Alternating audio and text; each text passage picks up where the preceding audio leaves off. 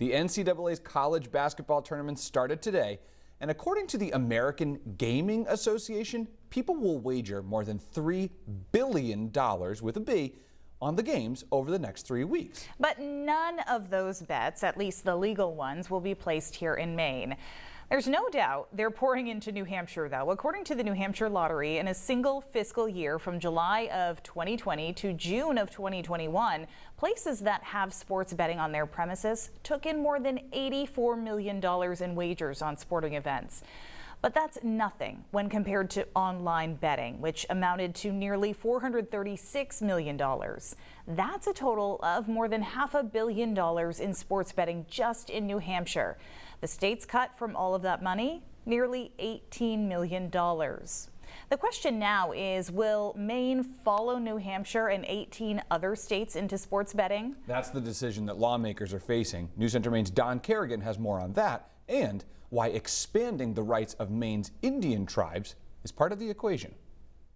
Mainers can bet on horse races all over the world and do at off-track betting sites like this. But to bet on other sports, they have to cross the border to New Hampshire.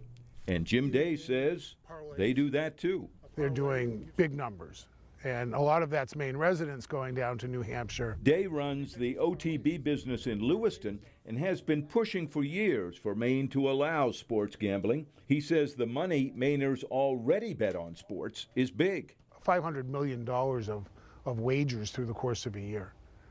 Just in Maine. Just in Maine. The OTBs and others got a sports gambling bill to the final step in the legislature last year. It's still alive and waiting for one more vote. And sports gambling may now be the key to passing a bill in the legislature to benefit Maine's Indian tribes. It's a plan from Governor Mills, presumably to avoid giving the tribes the broad sovereignty rights they've been asking for. The governor's plan would give the tribes the only licenses for mobile or online sports gambling.